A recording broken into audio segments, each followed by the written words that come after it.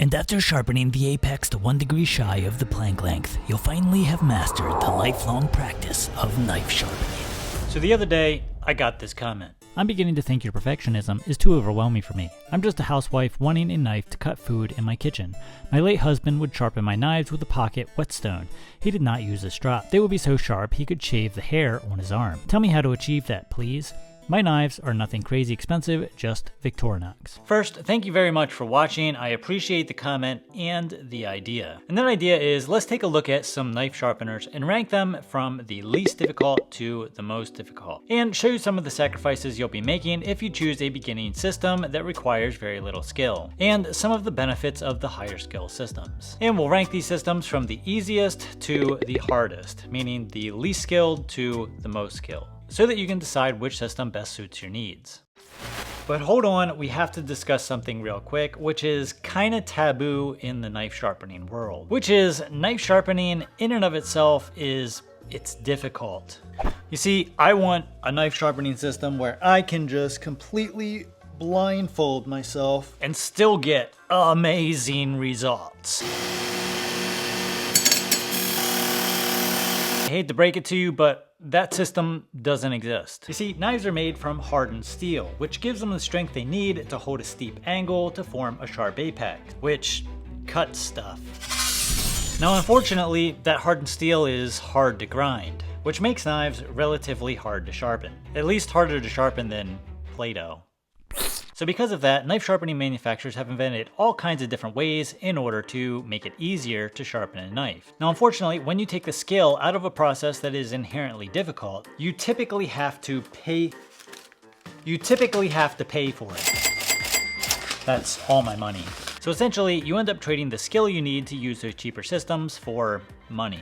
Also, not every expensive system is good, pretty much completely clogged up with material again, and not every cheap system can be made to work, even with all of the skill in the world. Some of these expensive systems will actually completely ruin your knife. And some of these super cheap systems will also completely ruin your knife. So to take the guesswork out of it, I've compiled a list of sharpening systems that do actually work. From the more expensive, essentially no skill systems, to the slightly cheaper, higher skill options. So starting with the slightly more expensive, fast, powered systems which require the least amount of skill, I'd recommend the Worksharp MK2. Now, I have done a full review on this, which I'll leave in the description below. Be sure to check that out if you're interested in purchasing this. So starting at around $89, the Worksharp MK2 will simply sharpen any knife with relatively zero skill. Using it twice, I got it the second time, no problem. Simply pull it through alternating sides on the sharpener, and you can sharpen even the dullest knives very quickly. Now, I'd recommend the Worksharp MK2 for anybody who simply wants to just sharpen their knives with basically no skill. With the included belts, you can easily get paper cutting sharp, no problems whatsoever, and combine it with an appropriate strap, and you can get very, very sharp edges with a little bit of know-how.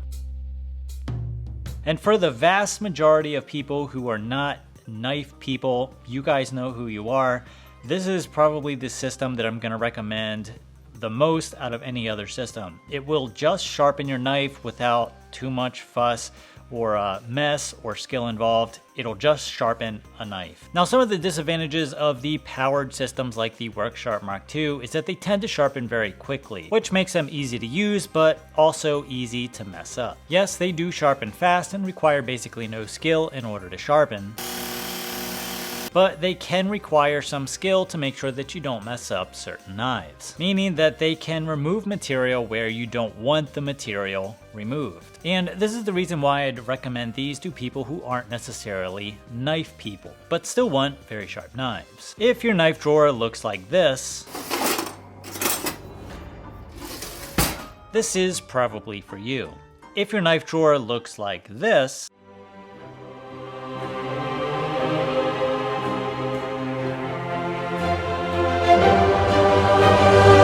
then there's probably better options out there. Now, there are other powered pull-through systems out there like the Worksharp MK2, such as these powered sharpeners right here. And these type of powered pull-through knife sharpeners I would personally stay away from. These style of powered pull-through knife sharpeners tend to suffer from poor grinding abrasives, especially on the coarser grits, which will wear out very quickly and clog up extremely fast on the finer abrasives. And good luck getting a hold of a company for replacement parts or grinding wheels that eventually will wear out. Please check the number and dial again. These are very expensive knife sharpeners for what they are. You basically don't get any value, they just simply don't work well. And you can't see what's happening as you're pulling the knife through the sharpener, which can cause you to easily grind away way more material where you don't want to when the grinding discs are new. And these style of sharpeners can easily ruin a good knife very quickly. On our S110V knife here, right there. Not here or here so much, but right here. I have done a full review on these style of electric pull-through knife sharpeners, which I will again leave a link to in the description below. My opinion, the absolute best thing that you can do with those style of pull-through sharpeners is to simply kick them.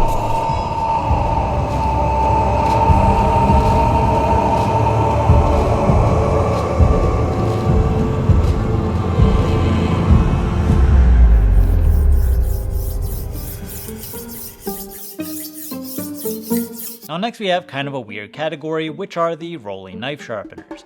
Now, just like the last category, not all rolling knife sharpeners are created equal. Some of these are extremely bad, like this Tumbler rolling knife sharpener that I reviewed a while back. Now it did work for a short period of time, at least until the diamond abrasive completely wore out after just a handful of knives. And for the price that they charge for this thing, in my opinion, it's completely unacceptable. Now the thing here is that this concept, this rolling knife sharpener concept, is actually pretty good. And since I've been testing the original maker of the rolling knife sharpener, the Horrell, comparing the Horrell rolling knife sharpener to the Tumbler, this thing over here, is like comparing a Yugo to a Porsche.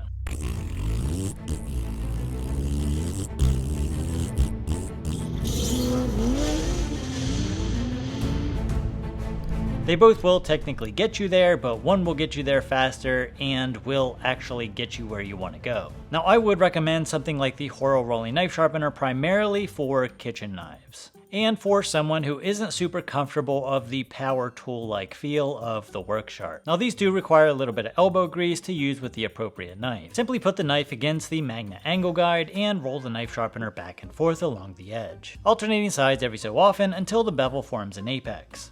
That's it. The edge can be refined even farther with the ceramic side, and other stones are available if you want farther edge refinement and sharpness. Also, combining this with a quality strop will give you extremely sharp edges. I think the major advantage to the Horrell is that it's something that feels a little bit more at place inside of a kitchen rather than a garage. And it can be used on the go in the kitchen without feeling like you're pulling power tools out at dinner time.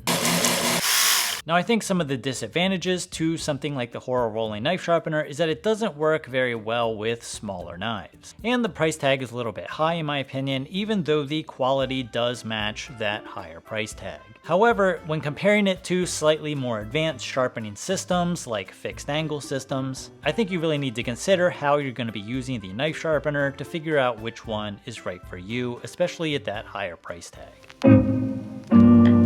Now, fixed angle systems are the first step into becoming a knife sharpening nerd. However, just like the last couple of categories, differences in quality can make a big difference in just how effective and time efficient these things can be. Cheaper systems will have much cheaper abrasives, and many of these cheaper systems don't have the rigidity they need in order to maintain a specific angle. This can definitely be a problem with larger, more oddly shaped blades. The clamping mechanism is super important and must hold all blade shapes and sizes very securely and rigidly. And this is where a lot of the cheaper systems can fall short. And while the cheaper fixed angle systems can definitely work for some specific knives, I'm just not sure I can recommend any of these super cheap fixed angle systems for long-term durability. And like I mentioned earlier, abrasive quality with those cheaper systems is a major problem, meaning the stones will dish out and wear out quickly, and also will have a difficult time sharpening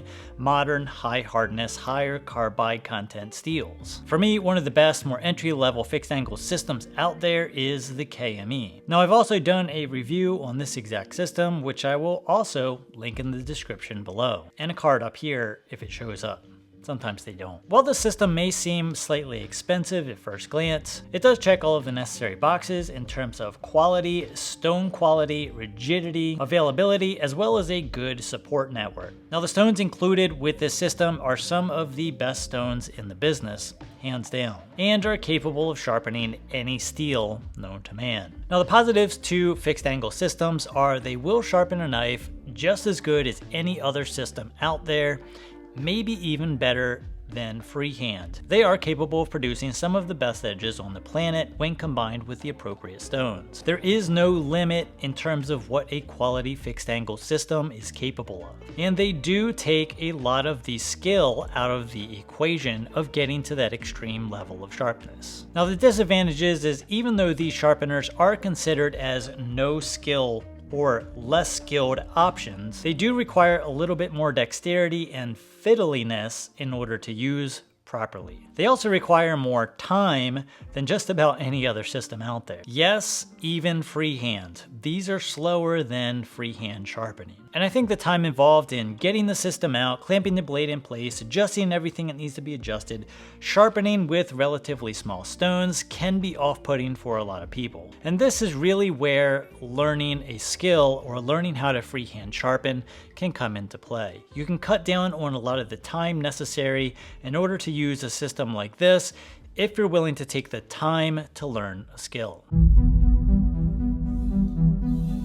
In a world where everyone sharpens by hand with stones, one man slaves away in his poorly lit workshop, grinding away for hours on end, in order to sharpen one knife to ultimate levels of sharpness not seen before since the dawn of the knife nerds took over the world with freehand knife sharpening, with ultimate levels of sharpness not seen before by mere mortals, those of you who are non-knife people. And the fact is, this couldn't be farther from the truth. While freehand knife sharpening does require some skill, it's not that difficult of a skill to learn if you use the appropriate equipment. Believe it or not, it's actually one of, if not the fastest ways to sharpen a knife. By the time I've even found my Worksharp, found an open receptacle to plug it in, set the thing up on the workbench, I'm already done sharpening by hand. Now, just like any other method, having the correct equipment is crucial to your success if you're just starting to freehand knife sharpen. And just like the rest of the stuff that we've talked about here, there are good stones and bad stones out there currently available. Now, personally, I would stay away from the very highly pushed, cheap aluminum oxide stone, dual grit, high grit aluminum oxide stone like I have here. These stones are an absolute pain in the butt in order to learn to use correctly. These stones require soaking in water prior to use. They also require a constant water source as you're sharpening. You have to constantly wet the surface of the stone down. They are extremely messy and they require very precise angle control because they are very soft stones. If you don't already possess the knife sharpening skill that you need in order to sharpen a knife on these stones, then these are going to be an absolute pain in the butt to learn to sharpen on. These incredibly cheap aluminum oxide stones like I'm showing you here are exactly that. They're incredibly cheap stones. These cost anywhere from $1.99 to $3 depending on where you buy it from. And essentially what companies do is they buy these things in bulk, they slap their brand name on it, and they mark it up 1000% and sell it to some unknowing beginner freehand knife sharpener hoping to learn a difficult skill on a very difficult to use stone. A much better option is to take the stone out of the equation and focus on technique first. Now personally, I like plated diamond stones for this purpose. Not only do they give you a nice coarse grit to start your sharpening process on, and you will be starting, if you're a beginner, on the coarse side of these dual grit sharpening stones, because most likely your knife is in much worse condition than you actually think it is. But if you do get a quality dual grit double-sided diamond stone, they will be capable of refining an edge to a very high level of sharpness, especially when you combine one of these stones with an appropriate strop. That is absolutely hair-popping, hair whittling sharp off of a 320 grit, 1200 grit plated diamond stone and a 6 micron diamond drop. It doesn't get any simpler than that. Now the advantages of freehand sharpening are that it's faster than just about any other method. The stone availability is pretty much unlimited. There's tons of stones available out there for you to use. You can sharpen any knife regardless of shape or size or whatever it may be. Once you develop the skill, you can sharpen it freehand on a flat stone. And unlimited sharpness. You can sharpen a knife to as sharp as you can possibly get a knife, period. Like the limits of the physical sharpness of sharpness, if you're willing to put in the practice. And this is where we get to the disadvantages, because freehand sharpening does require practice. But in my opinion, there's very few instances in life where learning a skill is a complete waste of time. If anything, learning a new skill, like freehand sharpening, will teach you to learn. And learning in and of itself is a skill. At least it is for me. Now I hope if you're just getting into knives or sharpening, this video helps point you in the correct direction and help you navigate the absolute quagmire of sharpening products currently available. Please make sure you check out the description for all of the linked videos and products mentioned in this video. Thank you guys very much for watching. Please remember to hit the like and subscribe button, and we'll see you in the next video.